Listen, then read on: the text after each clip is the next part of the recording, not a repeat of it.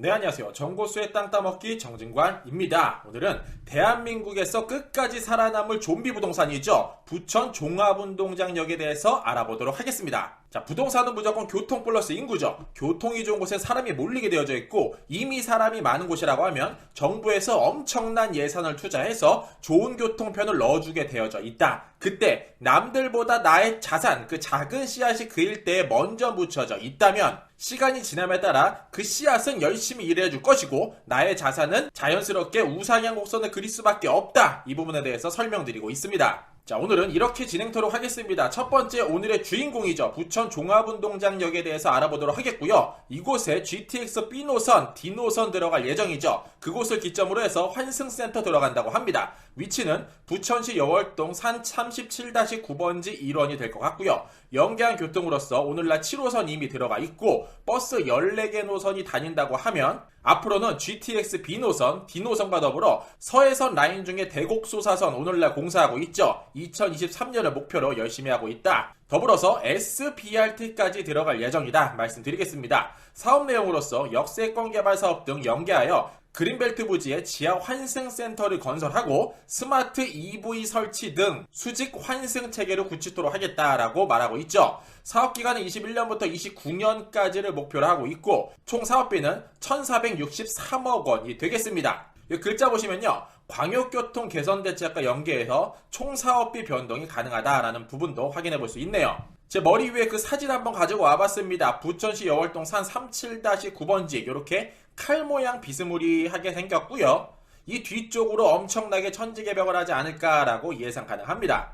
자, 두 번째로 정보수가 책을 한 권 읽었습니다. 2022년 피할 수 없는 부채 위기. 제 머리 위에 있는 요 책인데 요 책 내용 중에서 4가지 주제를 한번 뽑아봤습니다. 첫 번째, 점점 빨라지는 부채 폭탄 돌리기. 두 번째, 세계에서 가장 많이 오른 한국 주택시장. 세 번째, 한국 주택시장의 정점은 언제일까? 네 번째, 한국 경제는 집값 하락을 감내할 수 있을까요? 요 4개 주제에 대해서 한번 대화 나눠보도록 하겠고요. 다음으로 오늘날 뉴스 흐름 부동산 관련돼서 말씀드리도록 하겠습니다. 마지막으로 매번 반복해서 말씀드리는 그곳 국토교통부에서 발표한 32개소 간단하게 설명드리도록 하겠습니다. 출발하겠습니다.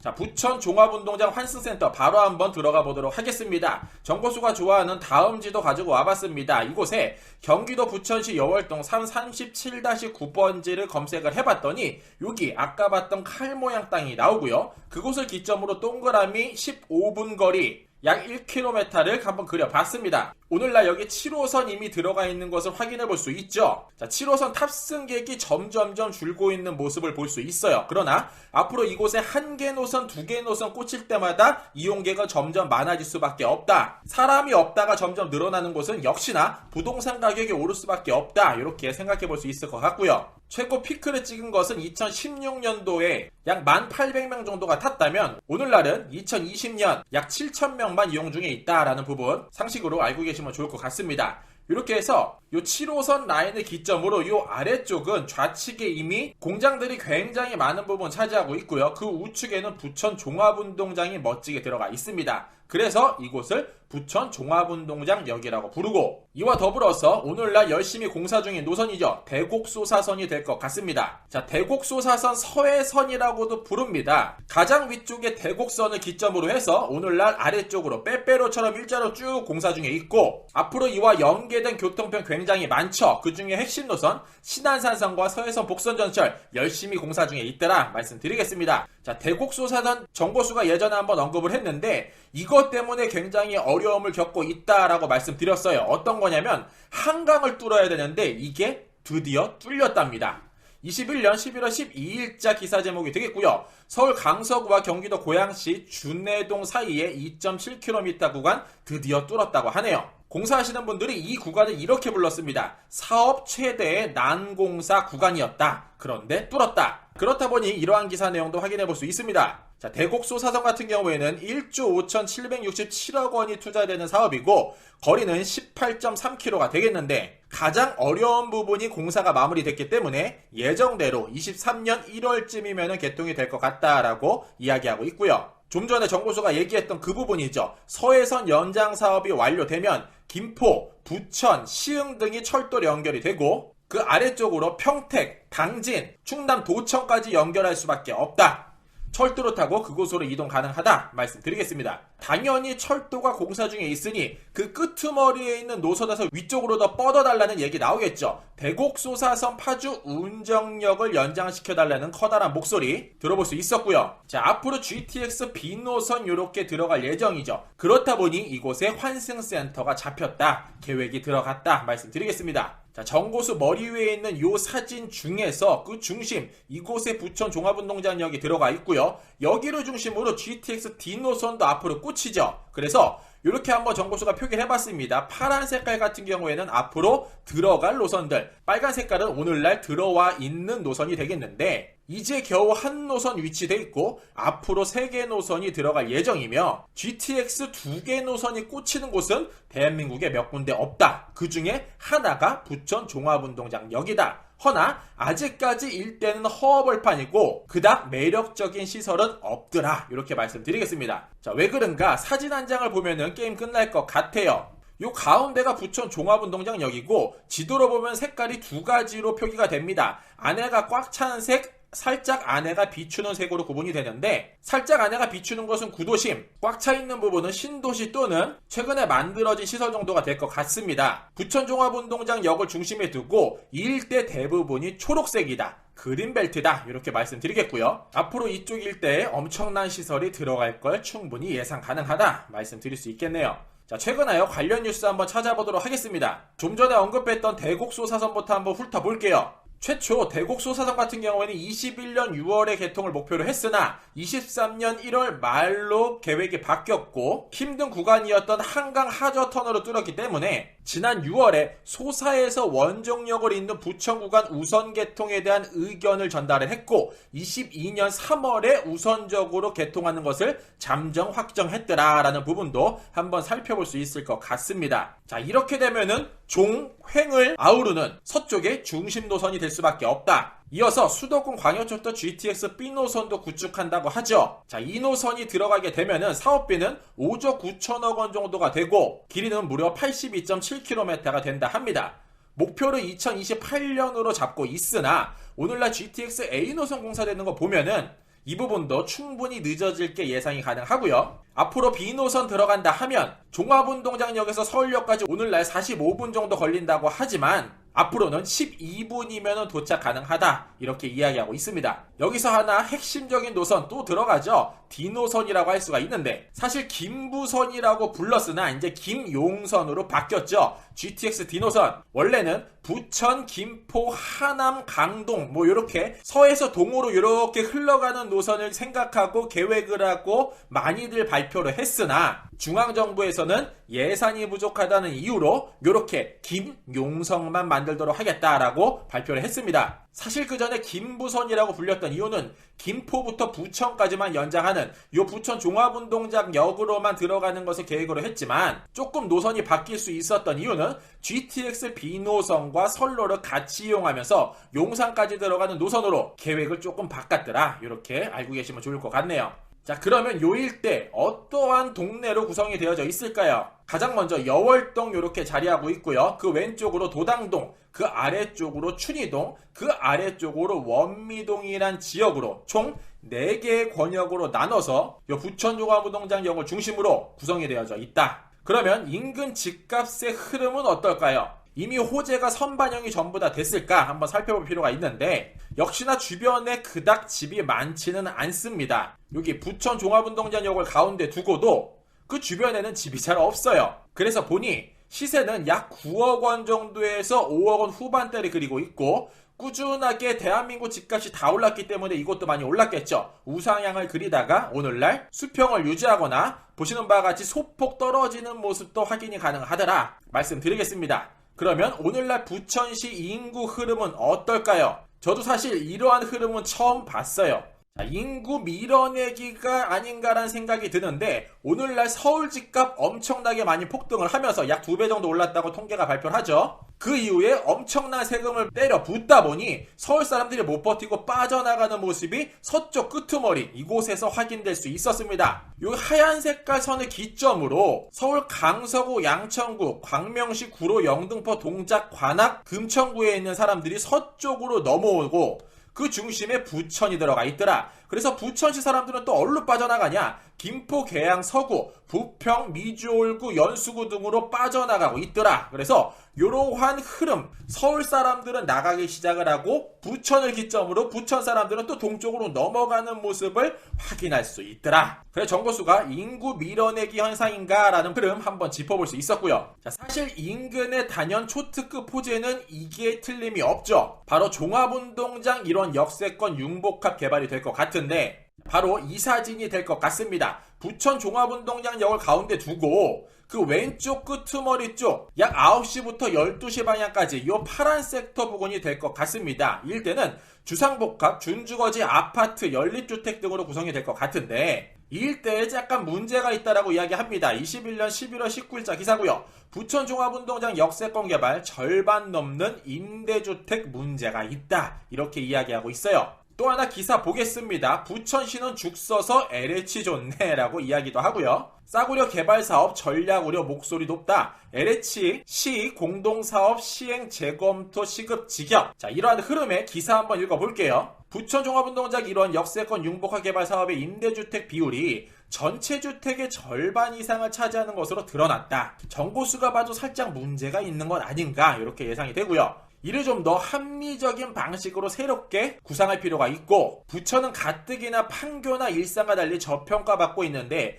대규모 개발 사업을 하면서 임대주택을 많이 짓는다는 것은 분명히 문제가 있다. 이러한 내용도 다시 한번 확인해 볼 수 있네요. 자, 이렇게 엄청난 노선들이 많이 꽂힘에도 불구하고 임대주택을 많이 지어놓는다? 사실 그닥 효과적인 도시개발은 아닌 것 같다. 정보수도 이렇게 생각을 하고요. 그러다 보니 부천 종합운동장 역세권은 부천 최고의 명품 도시로 건설돼야만 합니다. 이러한 의견 확인해 볼 수 있습니다. 자, 예전에 정보수가 이러한 내용 언급을 했죠. 부천시 이곳을 선점하는 자 미래가 열릴 것이다. 판타지아 부천 부동산 미래 먹거리에 대해서 말씀을 드린 적이 있는데 당시 이거를 찍을 때만 하더라도 GTX D노선 발표는 없었어요. 그러나 기존에 있는 것도 대박이었으나 한계가 더 들어갔으니 이쪽 일대는 천지개벽을 할 수밖에 없고 부동산 가격이 엄청 많이 뛸 수밖에 없다. 이렇게 예상해 볼 수 있을 것 같고요. 오늘날 현장 모습은 보시는 바와 같이 허름한 모습을 자랑합니다. 이게 파란 색깔이 융복합으로 개발되는 존이고 그 우측에는 환승센터가 들어간다고 하는데 그 뒤쪽에 보이는 요 초록 색깔 산,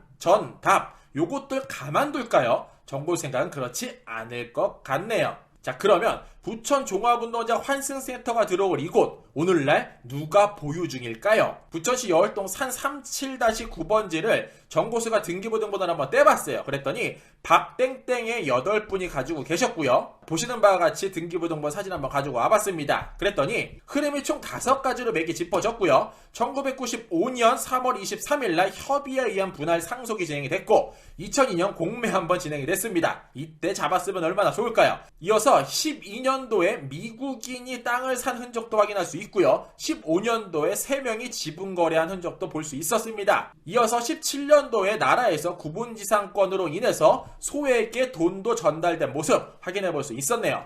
자, 이어서 다음 주제입니다. 2022년 피할 수 없는 부채 위기. 이 책을 읽고 정보수가 느낀 점, 책 내용 간단하게 요약을 한번 해봤습니다. 총 4가지로 점점 빨라지는 부채 폭탄 돌리기, 2번째 세계에서 가장 많이 오른 한국 주택시장, 3번째 한국 주택시장의 정점은 언제일까, 4번째 한국 경제는 집값 하락을 감내할 수 있을까라는 주제인데 더불어서 부동산 뉴스 흐름 한번 짚어보도록 하겠습니다. 가장 먼저 2022년 피할 수 없는 부채 위기라는 제목으로 45페이지에 이런 글이 써있네요.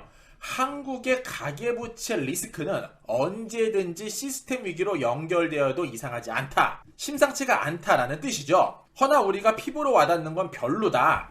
이제 가계부채발 위기로는 식상해야 하는 전문가들도 많고 그 이후로는 한국 가계는 부채 대비 자산이 충분히 많다는 의견이 지배적이다. 이렇게 언급을 하고 있네요. 두 번째로 62페이지 세계에서 가장 많이 오른 한국 주택시장이라는 주제인데 2016년 3월 말부터 2021년 3월까지 5년간 전국 아파트 가격은 무려 62%가 올랐답니다. 초대박은 서울이고 100% 2배가 올랐으며 수도권은 75%나 올랐네요. 같은 기간 엄청나게 많이 올랐다고 평가받는 미국도 겨우 37%만 올랐다고 하죠. 자, 미국 같은 경우에는 서울 경기권의 반도 안 되는 수치다. 자, 그러다 보니까 최근에 2021년 11월 21일 날 문재인 대통령께서 나와서 국민과의 대화에서 이런 얘기를 했습니다. 부동산 문제에 수차례 사과드렸고 주택 공급도 노력을 했다. 부동산 가격 상당한 안정세에 접어들었고 목표 하락 안정세가 데이터로서 검토가 되더라. 다음 정부로 어려움을 넘기지 않도록 하겠다. 이렇게 말씀도 하셨고요. 공급도 노력했으면 좋았을 것. 최근 시장 안정세에 접어들었다. 이렇게 다시 한번 언급을 하셨네요. 자, 이러한 문제 정부에서 알고 진행했다. 세금 많이 걷어들이려고 일부러 그랬다라는 의견도 있고요. 아니다. 예상치 않게 풍선 효과가 나와서 이러한 결과를 맺었다라고 말씀하시는 분도 있는데 상당히 지배적인 목소리가 내년 대선을 우려해서 지금쯤 이 내용을 언급을 했고 안정세에 접어들었다고 이야기는 하지만 이미 2배 가까이 오른 상태다. 이런 흐름이, 이런 목소리가 굉장히 많이 들리고 있는 건 사실인 것 같습니다.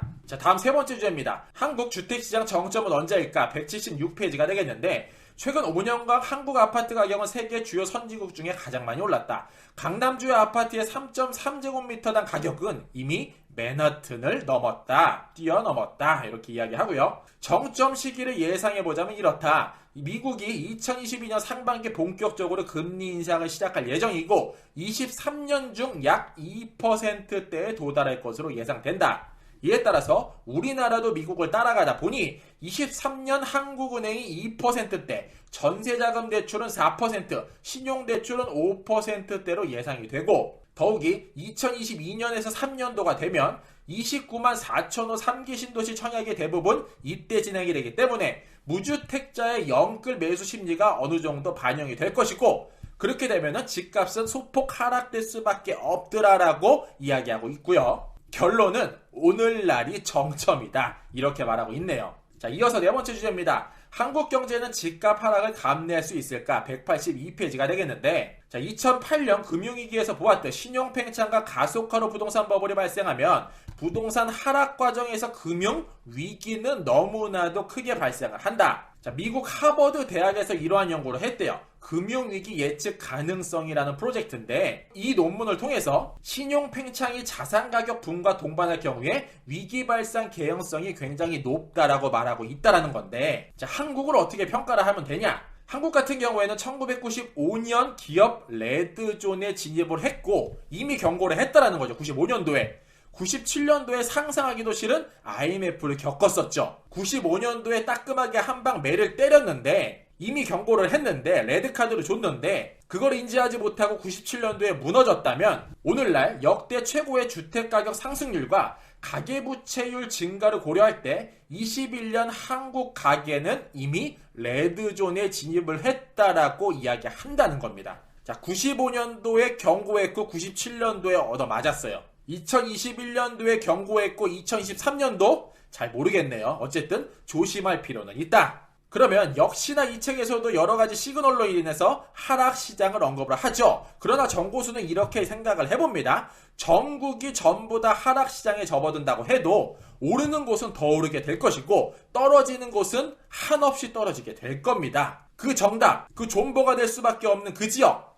좀비 부동산 어디다? 경기권에는 32개소 환승센터 및 복합 환승센터가 될 수밖에 없다. 이렇게 말씀드리고 있습니다. 자, 그럼 이어서 최근 우리나라의 부동산 움직임 한번 살펴볼게요. 21년 11월 22일자 기사입니다. 종합부동산세 납세자 94만 7천 명, 무려 28만 명이 늘었고 세수를 3조 9천억 원 정도를 더 걷는다고 하죠. 이러려고 집값을 올렸나라는 생각이 아니 들 수 없는 포인트가 될 것 같은데 지난해 주택 종합부동산세 납부 대상자가 66만 명을 고려하면 10만 명가량이나 오늘날 더 늘었고 주택분 종부세 세수는 지난해 1조 4,590억 원에서 올해 5조 7,363억 원, 무려 4배 정도나 증가한다고 합니다. 과세 기준이 9억 원에서 11억 원으로 완화가 됐다 하지만 세수는 엄청나게 늘고 있다. 문재인 정부 출범 당시 2017년에 비해서 4배 이상 오른 셈이다. 뿐만 아니라 올해 전국 공공주택 공시가격 상승률은 14년 만에 최고고 무려 19%나 올렸다. 자, 정부에서 집값을 폭등시켰고 서민들만 탓하는 것은, 국민들만 탓하는 것은 정말 아닌 것 같아요. 어쨌든 결과론적으로 집값이 굉장히 많이 올랐고 그 집을 소유하고 계신 분들은 엄청나게 세금을 두드려 맞다 보니 이 피해가 고스란히 어디로 흘러가나 봤어요. 그랬더니 21년 11월 22일자 기사입니다. 종부세 풍선효과 증여, 월세 확 늘었다. 결론은 비싼 집을 여러 채 가지고 계신 분들은 자녀들한테 그 자산을 이미 넘겨준 상태고 세금을 엄청나게 두드려 맞다 보니까 월세나 전세 금액을 엄청나게 올릴 수밖에 없더라. 즉 서민들을 위한 정책이라 이야기하지만 그 피해는 고스란히 가장 밑에 있는 서민들이 받고 있다. 부동산 공시가격 상승, 공정시장가격 비율 상향, 다주택자 세율 인상이 겹치면서 올해 종부세 폭탄이 예상된다. 그러다 보니까 전국 아파트 증여 건수는 보시는 바와 같이 엄청나게 늘었고요. 이와 반대로 젊은 층이 이미 집을 갖고 있음에도 불구하고 그 일대에 거주를 해야만 하는 사람들은 월세로 들어가게 되고 그 월세로 들어가는 사람들의 그 부담은 엄청나게 많이 늘고 있다. 전세도 요즘 잘 안 받죠. 그래서 월세 거래 건수는 보시는 바와 같이 엄청나게 늘고 있더라. 종부세 부담은 조세 증가로 이어졌다. 아직 집을 팔지 않은 집주인들이 전세를 월세로 돌리기도 하고요. 임대료를 높이는 방식으로 세 부담을 세입자에게 떠넘기고 있다고 하죠. 이 모든 정책과 흐름, 결정을 하시는 결정권자들은 이런 거를 과연 예상을 하지 못했을까? 다시 한번 너무나도 아쉽기만 하고요. 이렇게 엄청나게 많은 돈을 걷어들여서 그 돈을 어디다 쓸지도 발표를 했는데 정고수는 사실 잘 이해가 안 되는 부분에 굉장히 많은 돈을 풀어요. 자, 이렇게 엄청나게 많이 걷어들인 핵폭탄과 같은 자산을 대한민국을 살리기 위한 미래에 투자를 한다면 어떨까라고 예상해 볼 수 있으나 그렇게 돈은 쓰이지 않더라고요. 너무나도 아쉽다. 이 부분은 다음 시간에 한번 제가 언급을 해드릴게요. 자, 이뿐만일까요? 이재명의 국토보유세, 보유세 강화 대안이 될까라는 주제인데 앞으로 더 큰 게 올지도 모르겠습니다. 오늘날 같은 경우에는 재산세랑 종부세 더해서 세수가 15조 6천억 원 정도가 거친다고 하는데 앞으로 국토보유세라는 게 적용이 된다면 무려 세수가 33조 원이 거친다고 해요. 약 2배가량이 더 거치게 되는 결과를 낳을 수도 있다. 현 정부를 무조건 욕하는 것은 바람직하지 않을 수 있으나 이렇게 진행되는 게 과연 맞을까라는 퀘스천 충분히 그려볼 수 있을 것 같습니다. 자, 토지 보유세 매긴다고 하니까 21년 11월 22일자 기사입니다. 당연히 토지 시장도 매수 심리로 위축이 되고요. 거래량은 1년 반 만에 최저치를 자랑하고 있네요. 자, 마무리하겠습니다. 인생은 항상 좋을 때가 있고 나쁠 때가 있죠. 주식이건 부동산이건 오를 때가 있으면 떨어질 때가 있습니다. 그러나 진지하게 생각해야 될 부분은 상승 때는 누구보다 많이 오르고 하락 때는 버티거나 심지어 다른 시장과 달리 조금 오르는 경우도 있는 곳이 있다. 그곳이 어딘가? 수도권 32개소가 아닐까라고 조심스럽게 말씀드리겠고요. 물론 워렌 버핏의 말처럼 주식이건 부동산이건 10년 이상을 보유하고 있을 때 그 조건에 부합해서 말씀드리는 겁니다. 자, 그러면 너무나도 대한민국 부동산 오늘 꼭지점이다. 이제 하락만 남았다라고 이야기하지만 이렇게 불안한 대한민국 부동산 시장 백전백승은 없을까라고 생각을 해볼 때 국토교통부에서 발표한 이곳 제3차 환승센터 및 복합환승센터 정코수가 한 장으로 표로 만들었죠. 서울역을 시장으로 골포 북변역까지 이곳들은 적어도 탄탄하게 유지가 되지 않을까 이렇게 예상을 해볼 수 있겠네요. 그 중에서 오늘 끝까지 살아남을 부동산 제가 배경으로 월드워즈를 한번 뽑아봤어요. 좀비 부동산 부천 종합운동장역에 대해서 알아봤습니다. 이상으로 정보수였습니다. 안녕.